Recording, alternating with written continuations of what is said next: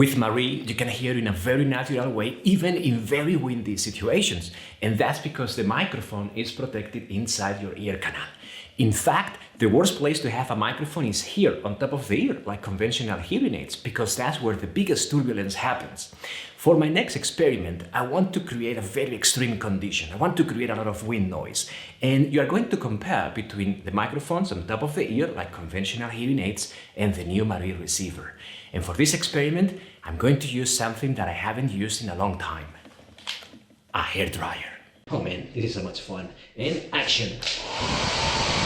So, now you can probably hear that there is the sound of the hairdryer. Now I switch. Wow, look at that. Microphones are off.